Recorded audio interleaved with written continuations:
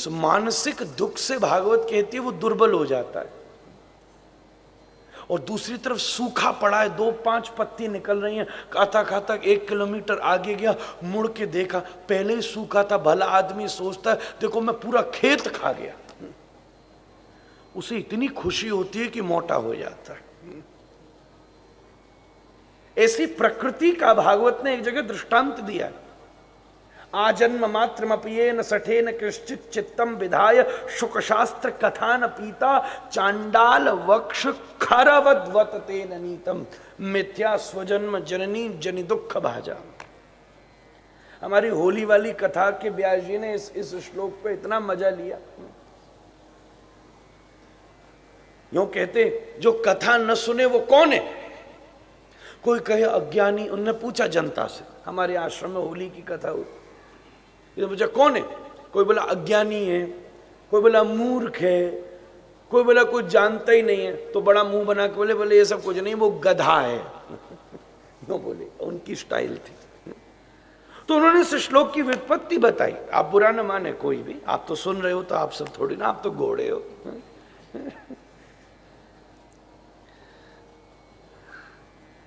तो इस श्लोक की व्युत्पत्ति बैठाई।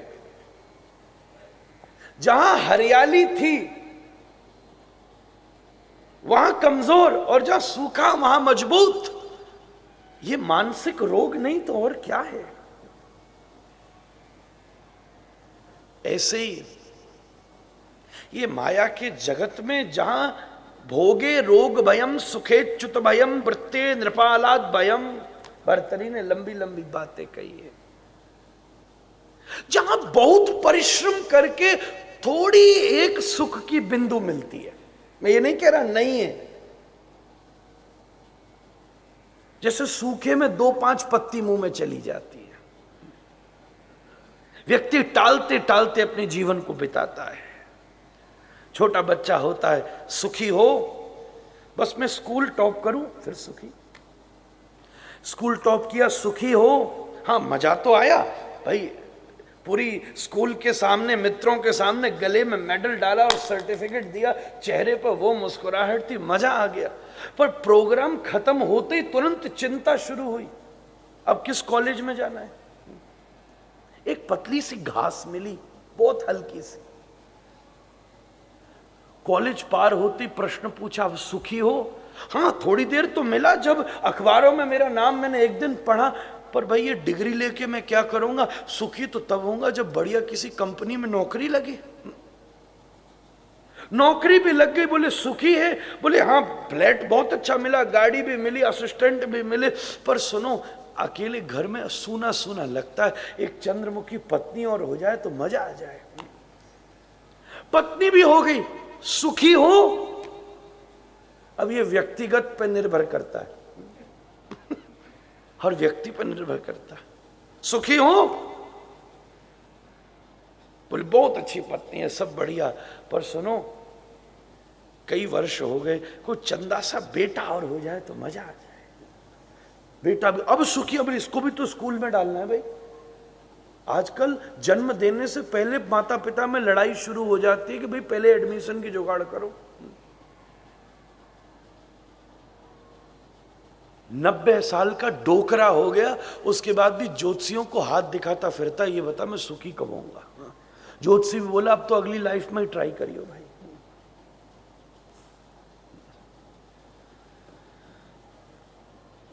छोटी छोटी घास मिली, जैसे सूखे में 2-5 पत्तियां गधे को खाने को मिल जाती है, पर आश्चर्य यह है कि वो उसी में फंसा रहता है। हम समझ नहीं पाते, ऊपर से देखे तो ये सब बाबा महात्मा फक्कड़ बैठे, फकीर बैठे, निवृत्ति परायण बैठे। क्या है? कोई सोचता है क्या है भाई इनके जीवन में? भाई ठीक है, कुछ नहीं है। मैं सच बात बताऊं,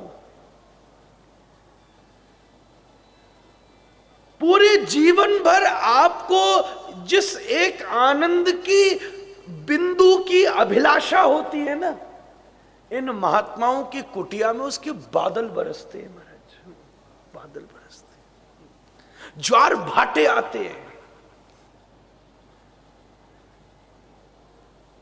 पर आश्चर्य ये होता है, जहां भोग का सूखा पड़ा है हम वहां फंसे रहते हैं, और जहां योग की हरियाली छा रखी है वहां हमें नींद आ जाती है, वहां हमें आलस्य हो जाता है। ये मानसिक रोग नहीं तो और क्या है?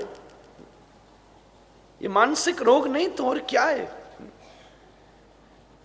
जहां आनंद खुला है उसके प्रति रुचि नहीं है, और जहां आनंद वस्तु, स्थिति, समय, व्यक्ति, दूसरे का नीलाम है, जहां सुख हम दिन भर उस पर व्यस्त रहते हैं, उसी से सुख को प्राप्त करने की पुरुषार्थ में रहते हैं। कंडीशन दी है, जरूर आपको सुख मिलेगा, पर अकेला नहीं मिलेगा, उसके पीछे पीछे दुख आता दिखेगा।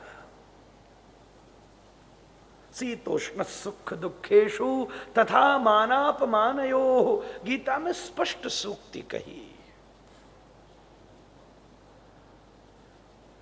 इस मानसिक रोग की, इस भव रोग जिसको कह दिया गोस्वामी जी ने, व्यास जी ने, वाल्मीकि जी ने, कहीं ना कहीं सूत्रात्मक रूप से इसको एक ये उपमा दी, भव रोग। पर भव शब्द बहुत बृहद भी है। इस बीमारी की औषधि जानते हो क्या है? इस बीमारी की दवाई है हनुमान। हनुमान औषधि है और राम रसायन है। राम रसायन तुम्हारे पास। अच्छा, वो रसायन भी इनके पास ही। एक डॉक्टर दोनों काम कर देता है, दवाई भी दे देता है और भाई बाद में जब ठीक हो जाओ तो इसको लेते रहना। आज हनुमान जयंती थी, मैंने सोचा किन शब्दों में प्रणाम करूं, विचार किया यही शब्द पर्याप्त है। जय जय जय हनुमान गोसाई, कृपा करहु गुरुदेव की। ये शब्द पर्याप्त है। हनुमान औषधि लेकर फिरते हैं। तो मैं वहां से फिर आज फिसल गया। मैं ये कहना चाहता था कि हम अपने घर होते तो आज क्या करते? कोई कहीं चोला चढ़ा देता, कोई कहीं कीर्तन कर लेता, कोई कहीं सुंदरकांड का पाठ कर लेता, कोई कहीं हनुमान चालीसा 2, 5, 7 बार दोहरा लेता। बात चली, मैं भी अपने घर होता, मैंने सोचा तो मैं क्या करता। तो मैंने यहां से बात छेड़ी, मेरे यहां हनुमान जी हैं, तो खड़े वाले हनुमान जी भी हैं। फिर मैं 3-4 वर्ष पहले एक लेटे हुए भी लाया, बिल्कुल सो रहे, मसंद लगा के, बढ़िया, आओ तो दर्शन कराऊंगा। मैंने कहा भाई आप इतना दौड़ते हो, यहां थोड़ा तसल्ली लो, सो जाओ आप। बिल्कुल आंख बंद करके हनुमान जी मस्त पड़े। पर उसमें एक भाव है, ऊपर सोते हुए भी थोड़ी गदा पकड़ी हुई है। गदा उन्होंने नहीं छोड़ी है। यही सेवक का स्वरूप है, यही ध्यान की स्थिति है, यही योग की उपलब्धि है, यही ध्यान है। जैसे माता घर का प्रत्येक कार्य करती है, पर एक दृष्टि से अपने नवजात शिशु पर ध्यान रखती है। उसकी किलकारी आए, कुछ गिर ना हो, वो सने हुए आटों के हाथ से भागती है, तो ठीक तो है ना। तुम भी इस दुनिया में व्यस्त रहो, बस एक कोर राम के चरणों पर टिकी रहे, बंशी बजे और मैं भागू। यही गोपी का स्वरूप है। सेवक सो रहे हैं, पर इनके सोने में भी जागृति है। गदा हाथ से नहीं छोड़ी, बिल्कुल मैंने मसंद लगवा रखा है। आप आओगे तो मैं जरूर दिखाऊंगा। बढ़िया मसंद है, बहुत जबरदस्त उनका पलंग बना हुआ है। बिल्कुल वस्त्र भी हल्के से करके, ज्यादा माला भी नहीं है, और बिल्कुल मुकुट भी ऐसा नहीं है सोने में मुकुट पहने तो सोए कैसे भाई। बिल्कुल मस्त हनुमान जी। और ऐसे एक हाथ, जैसे कोई बहुत थक के बिल्कुल हाथ का मसंद के ऊपर भी हाथ लगा के कोई सोए। अंग्रेजी में कहते हैं सो क्यूट, बहुत बहुत वेरी क्यूटली सो रहे। एक तरफ राम, एक हाथ में आराम है तो दूसरे हाथ में राम है, पर गदा एक हाथ से पकड़ी हुई है। उसमें मुझे सब मिल गया, दोनों चीजें वहां मिल गई। एक हनुमान जी औषधि है, दूसरे हनुमान जी रसायन है। तो मैं भी वहां होता तो मैं क्या करता, ज्यादा से ज्यादा बेसन के लड्डू भोग लगवा देता। हम सब मिलकर जितने भी आश्रम के यहाँ लोग बैठे 7 बार 5 बार हनुमान चालीसा पढ़ते, हनुमत कवच थोड़ा पाठ करते, एक आरती करते और बाद में जाके मस्त लड्डू उड़ाते और मजा लेते। हालांकि मंच के लड्डू भी आज आप सबको परेशान कर रहे होंगे, पर आप चिंता मत करिए, ये आपको आज खाने को नहीं मिलेंगे। इसलिए please don't expect and due all your respect. आपको नहीं मिलेंगे, ये मिलेंगे आपको जब आप परसों घर जाएंगे। ये तो तैयार उसी के लिए हो रहे हैं। मैं कल भंडार गृह में नीचे गया तो मैंने कहा भाई लड्डू ऐसे तिरुपति के से लड्डू बना रहे हो, तो हनुमान जी को तो पहले भोग लगा दो। आज आपको बिल्कुल नहीं मिलेंगे, तो इस तरफ आप नजर रखे ही मत। मैं मंगलाचरण कर रहा था महाजन जी, सब लोग आंख बंद करे बैठे थे, पर जैसे ये परात उधर से आने लगी ना, सब लोग चौंक के देखें। मेरे को हनुमान जी के आने में भी इतने नहीं चौंकते भाई, लड्डू हैं, कोई कम थोड़ी ना है। भूखे भजन न होए गोपाला, ले लो अपनी कंठी माला। लड्डू, क्या बात है, क्या बात है। बिल्कुल ऐसा लग रहा है, देखो जो नीचे की 3 परात हैं वो है ऑरेंज सी, जो ऊपर वाली है ना वो है पीली। तो मुझे ऐसा दर्शन हो रहा है, ये हुई सीता जी, ये हुए राम जी, ये हुए लक्ष्मण जी, वो हुए हनुमान जी। इसलिए आपको खाना नहीं है, प्रणाम करिए।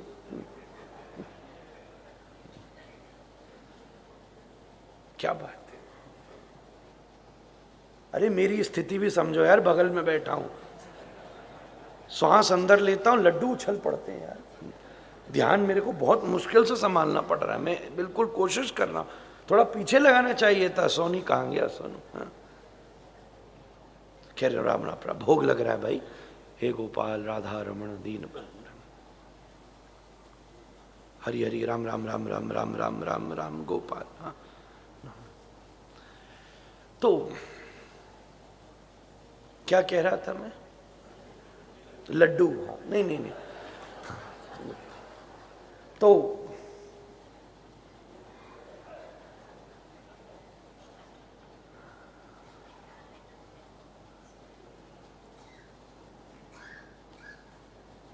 हे गोपाल राम रसायन तुम्हारे पासा सदा रहो रघु। तो हम क्या करते, ज्यादा से ज्यादा ये 2-5 चीजें करके आज का दिन समाप्त कर देते। पर आपके जीवन का सौभाग्य देखिए, आज के इस हनुमत जन्म महामहोत्सव के दिव्य पर्व पर आपको तीर्थराज प्रयाग के दर्शन का सौभाग्य मिला, संगम के स्नान का अवसर मिला। वहां भी हनुमान जी बिल्कुल पसर रहे मजे से। पता नहीं आज दर्शन किए नहीं किए, मैं तो नहीं गया, किए ही होंगे, नहीं किए। तीर्थराज प्रयाग का दर्शन, तीर्थराज कहा है उसको, उसकी महिमा राम ने गाई, उसकी महिमा अभी निश्चित अवकाश आएगा तो मैं स्पष्ट संकेत करूंगा। उसकी महिमा भरतलाल जी ने गाई है, भारद्वाज जी ने गाई है, व्यास ने गाई है। प्रयाग तीर्थराज हैं, और मात्र उतना ही नहीं,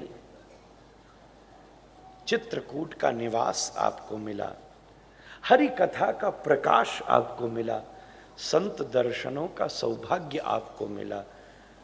सच बताना, क्या इससे बढ़िया, इससे पहले कभी हनुमत जयंती मनाई है? नहीं मनाई तो जोर से जय जयकार करो, बोलो हनुमंत लाल जी महाराज।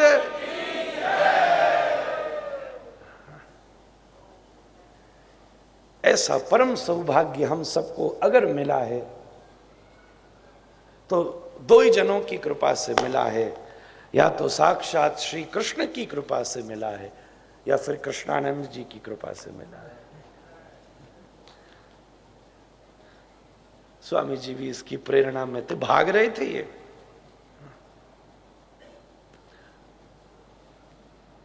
तुम गए हम गए, अब बताओ कल से जुगाड़ में लग रहे हैं ये।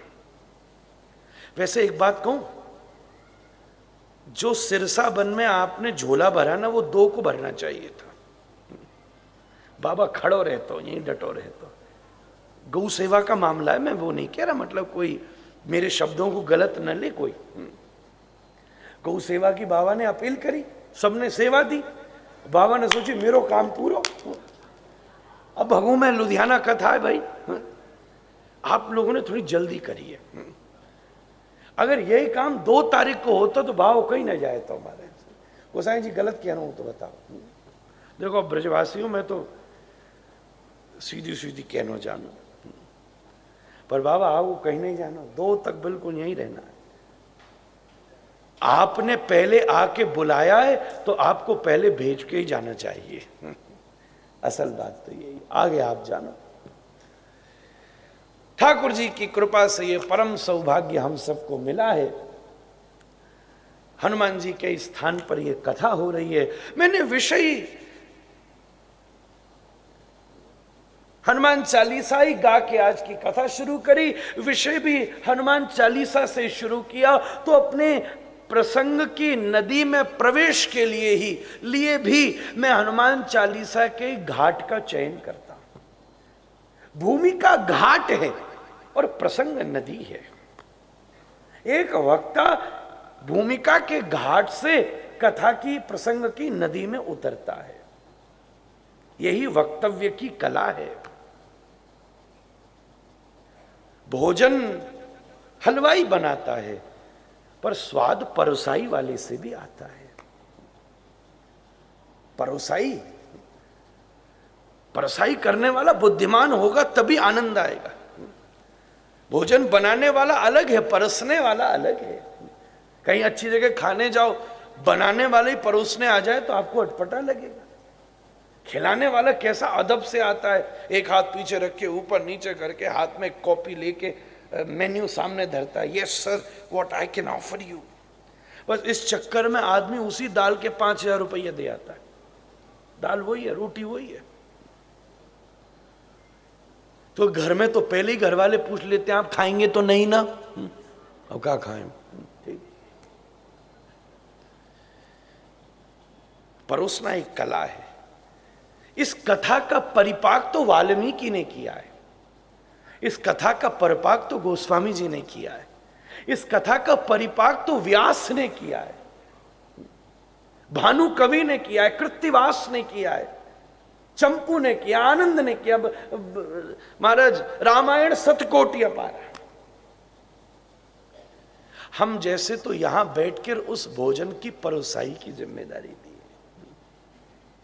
आपको खिलाना है, और उसमें परोसने में बड़ी भूमिका लगती है, कला लगती है। गोस्वामी जी इसी हनुमान चालीसा में संकेत करते, भरत सम भाई, भरत सम भाई। मैं इसी घाट से अपने प्रसंग में प्रवेश करता।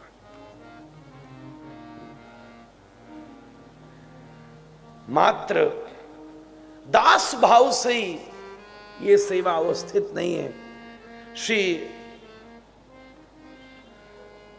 रघुपुंगव हनुमंत लाल जी को अपने हृदय से वैसे ही लगाते हैं जैसे भरत लाल जी को लगाते हैं। भरत भी प्रेम की उपमा है बंधुओं, उपमा है। कोई कोई व्यक्ति कृत्य करते हुए किसी वस्तु की उपमा बन जाता है, एडजेक्टिव बन जाता है। जैसे एक सुदृढ़ दृष्टांत दूं तो जैसे सत्य की उपमा हरिश्चंद्र हो गए, सूर्यवंश। हरिश्चंद्र कहने का मतलब ही कि तुम सत्य की बात कर रहे हो। यह घटना दोनों चीजों में घटती है, सात्विकता में और दुष्टता में भी। दुष्टता की, कलुषिता की, कलमशता की, तमोगुणता की, कलयुग की उपमा बन गया रावण। भाई तुम रावण बोलो तो कोई सोचेगा भी नहीं कि तुम्हारी अगरबत्ती करनी है, कोई सोचेगा भी नहीं कि माला पहनानी है। रावण बोलते ही एकदम भागने का, और माला दूसरी चीज की पहनाए तो बात अलग है, वो फूल वाली तो कभी ना पहना रहे हो। उपमा बन गए ये लोग। पुरानी छोड़ो, आधुनिक बात करूं, कोई बहुत क्रूर हो तो उसको हिटलर की उपमा दी थी, भाई ये हिटलर है। पुराणों की बात छोड़ो तो नई बात, ये हिटलर कहते ही बहुत क्रूअल है, बहुत क्रूर है, बहुत अमानवीय है, बहुत हिंसक है, बहुत वायलेंट है। गोस्वामी जी लिखते भरत प्रेम की उपमा है बंधु। ये हृदय में राम जी के प्रति प्रेम लेकर नहीं जा रहे, ये प्रेम होकर जा रहे हैं। उसी भाव से हनुमान जी को राम जी हृदय से लगाते हैं। आइए इस घाट से उतरकर हम प्रसंग की नदी में प्रवेश करते हैं। अथ यात्राम समीहंतम शत्रुघ्नो लक्ष्मणानुज भरतम शोक संतप्तम इदं वचनम अब्रवीत्। महाराज कल संकेत किया कि भरतलाल जी ने चित्रकूट जाने की, वन जाने का दृढ़ संकल्प ले लिया है। महर्षि वाल्मीकि जी ने, महर्षि ब्रह्मर्षि वशिष्ठ ने आज्ञा भी दी कि तुम सिंहासन पर बैठो, मैं सजावट के लिए गोस्वामी जी का प्रयोग कर रहा हूं और कथा का क्रम वाल्मीकि जी के हिसाब से ले रहा हूं, क्योंकि यह चित्रकूट की भूमि दोनों की भूमि है। यहां वाल्मीकि आश्रम भी है, यहां गोस्वामी जी भी पड़ोस में है। तो मन में विचार आया कि दोनों आचार्यों को पकड़ के न चलूं तो ये राम कथा अधूरी है, और ये मेरा प्रथम प्रयोग है। अनुभव से मैंने वाल्मीकि जी पर ज्यादा कहा है, पर पहली बार मैं गोस्वामी जी की चौपाइयों के गोते लगा रहा हूं। मैं उसके लायक न था, यहां के लायक बनने की कोशिश कर रहा हूं।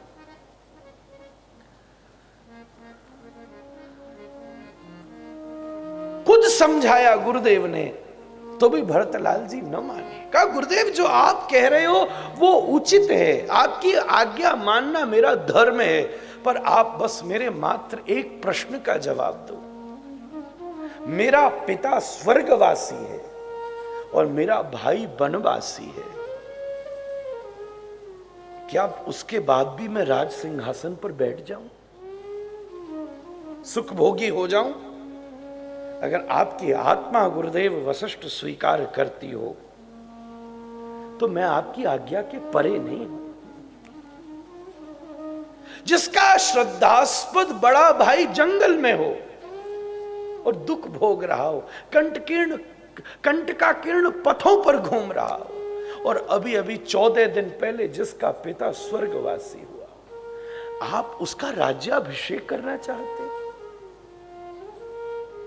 अरे मैंने अपना अभिषेक अपने आंसुओं से खुद कर रखा है, आप क्या करोगे? गुरुदेव के प्रस्ताव के पश्चात भी भरतलाल न माने। बन जाने का दृढ़ निश्चय कर रखा था, राजमार्ग बनने की तैयारी पहले ही कर दी थी, बहुत लंबा हुजूम अपने साथ एकत्रित कर लिया। जाना ही था कि उससे पूर्व भरत और शत्रुघ्न इस तैयारी में व्यस्त थे। अपने भवन में आए, अचानक अयोध्या के उस राज्य प्रासाद में किसी नारी के आभूषणों का नाद व्याप्त होने लगा। ये विलक्षण बात थी।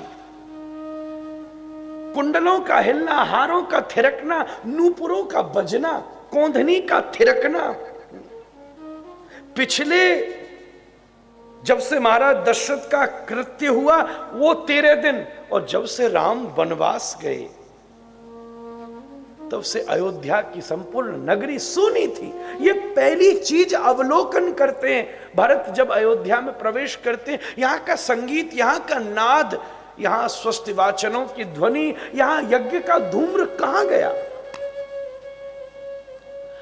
आज इतने दिनों के बाद अचानक सबके कान चौंकने लगे, ये कौन आया है, ये क्या हो रहा है। सुंदर इत्र की सुगंध। इस अयोध्या के महल की प्रत्येक रानी विधवा है, उनके पति का शरीर छूटा है, उनकी मनस्थिति ऐसी नहीं है कि वो अपने आप को सजाएं। ये कौन विलक्षण है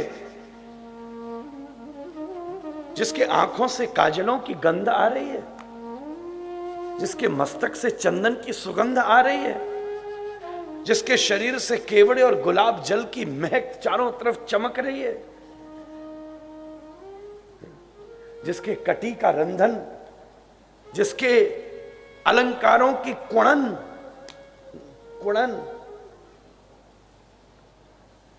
जिसके कुंडलों की बजन, आपस में कंकनों के खड़कने की नाद, कंकन खड़कने, सब चौंके।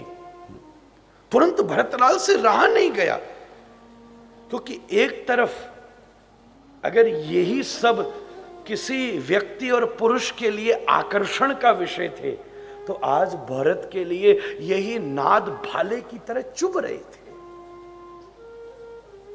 अयोध्या की परिस्थिति ऐसी नहीं थी। वियोग ने जिसको सजा रखा हो, वहां उत्सव के अलंकार बज रहे हैं। ये असहज सी घटना थी, ये आश्चर्य में डालने वाली थी। ऐसा कौन आया है जिस महल में आने वाले देवता भी नतमस्तक और शोक में आ रहे हो। देवता भी आए पर वो भी शोक में थे। चिता की अग्नि भी ऐसे जल रही थी कि वो खुद धड़क रही हो। भरत एकदम अपने आसन से खड़े हुए, शत्रुघ्न लाल जी पीछे पीछे गए। वाल्मीकि जी का गजब वर्णन है, और कुछ दादा गुरु जी की कृपा है तो कुछ अपनी सजावट भी अच्छी होनी चाहिए। उनकी सजावट का क्या कहना, वो विषय को ऐसा सजा देते कि मानो अपनी जिह्वा के अलंकारों से राम कथा को सजा रहे। सोलंग प्रशिष्ट भगवान वचन से वे एकदम उठकर बाहर आए तो आश्चर्य में पड़ गए। भरतलाल जी ने, पीछे चले शत्रुघ्न लाल जी ने देखा कि सामने से कुछ दासियों के साथ सजी धजी मंथरा आ रही थी। हाथ में आरती का थाल था, कुमकुम चंदन चावल फूल माला, एक कलश में पवित्र जल। दास दासियां उपहार लेकर खड़ी थी। उसके भरतलाल जी देखते ही चौंके। एक तो वैसे ही मंथरा, गोस्वामी जी के अनुसार या सीरियलों के अनुसार उसका स्वरूप विकृत कहा गया है, पर वाल्मीकि जी के अनुसार वो भी सुंदरी है। उसका स्वभाव बड़ा अलग है। जिसकी बुद्धि मंथर गति से चले उसे मंथरा कहते हैं। ये अयोध्या का अन्न और जल भी नहीं लेती, और जितनी भूमि पर अयोध्या में ये रहती है उसका कर कैकई देश से अयोध्या के राज्य प्रासाद में जमा होता है। इसका भोजन, इसका जल भी कैकई देश से आता है। अगर इसने अयोध्या का एक बूंद पानी भी पी लिया होता ना, तो इसमें इतनी सामर्थ्य नहीं थी कि ये राम को वन में भेज देती। सबसे पहला मन अन्न ही बनाता है। आहार शुद्धो सत्व शुद्धि। अगर अपने जीवन में आप शुद्धि खोजने की शुरुआत करें ना, from where I should start my renunciation, अपने जीवन में अगर सबसे पहली चीज कोई बदलना चाहे, चाहे आप भजनानंदी हो, चाहे नहीं हो, चाहे दुनिया में हो, चाहे जैसे भी हो, चाहे शरीर की दृष्टि से, चाहे मन की दृष्टि से, चाहे साधना की दृष्टि से, चाहे विचार की दृष्टि से, चाहे वैद्यों की दृष्टि से, चाहे समाज शास्त्रों की दृष्टि से, चाहे भौगोलिकों की दृष्टि से, from geography, from biology, from physics, from any point of view, अगर अपने जीवन में कोई पहली चीज आपको बदलनी चाहिए तो अपना भोजन बदलना चाहिए। यह पहला प्रारंभ है। चाहे औषधि विज्ञान को देख लो, चाहे भूगोल को देख लो, भौगोलिक भी कहते भाई भोजन, मांसाहार कितना बड़ा प्राकृतिक परिवर्तन कर रहा है, इसको कोई समझ नहीं सकता। हर व्यक्ति पहला प्रश्न भोजन का उठाता है। रंजन रंजन रंजन करती, कटी किंकणी कुणन करती, हाव भावों को प्रकट करती, ये मंत्र सामने आए और इसे सजा लेता हूं। ऐसा प्रतीत होता था कि मानो आसमान में उदित होने वाले पूर्णिमा के चंद्रमा को ही अपने माथे पे बिंदी के रूप में इसने अवस्थित कर लिया हो। ऐसा प्रतीत होता था कि सरस्वती की वीणा से उत्पन्न होने वाले सप्त स्वरों को ही इसने अपने नूपुरों में अभिराजित कर लिया हो। ऐसा प्रतीत होता था कि दो बादलों के टकराने से उत्पन्न हुई बिजली को ही इसने बलात् वहां से खींचकर अपनी नीबी साड़ी के रूप में अवस्थित कर लिया हो। ऐसा प्रतीत होता था कि मध्यस्थित ध्रुव तारे को ही इसने बलात् वहां से खींचकर अपनी नथनी के रूप में अभिराजित कर लिया हो। ऐसा प्रतीत होता था कि आकाश में उदित होने वाले सप्तर्षि नक्षत्र मंडलों को ही इसने मोती और हीरों का हार बना के अपने कंठ में अभिराजित कर लिया हो। ऐसा प्रतीत होता था कि महाराज अमावस्या की गहन रात्रि को ही इसने बलात् वहां से खींचकर केशों के रूप में अभिराजित कर लिया हो। इसका कटी किंकणी कुणन देखकर सब अचंभित होते थे। सामने से आकर खड़ी हुई भरतलाल जी ने देखा, शत्रुघ्न लाल जी पीछे, कुछ कहा नहीं, मौन और गंभीरता से कह रहे थे। सदपुरुष सबसे पहले अस्वीकृति अपनी मुद्रा से व्यक्त करता है। शब्द तो बहुत पीछे का खेल है भाई, बहुत पीछे का। शब्द इस स्थिति पर निकलना चाहिए कि वो इतना प्रभावशाली हो कि उसके बाद कुछ करने की जरूरत ना पड़े। शब्द को ईश्वर की उपमा दिया गया है। शब्द ब्रह्म है। पहले आंखें बोलती हैं, फिर मुद्रा बोलती है, शब्द के बाद कुछ बोलना ना पड़े। वो बहुत पीछे, पर आज के समय शब्द बहुत सस्ते हो गए। वो पहले बोलते हैं, कहते हैं शब्द को मत पकड़िए, उसके पीछे मेरे भाव को पकड़िए। अब भाई कौन पकड़े भाव? सब्जी मंडी के तो भाव मालूम नहीं है, तुम्हारे भाव कहां से पता करें भाई? अब भाव जानने के लिए पहले तू 5 साल मेरे साथ रहे, फिर मैं समझूं कि तू है कैसा। भाई इतनी फुर्सत किसके पास है? तू खाता क्या, तू रहता क्या, तू कैसे, उसके बाद भी किसी का कोई पता नहीं कौन सी गुपचुप चीजें उसके जीवन में निकलती रहती हैं।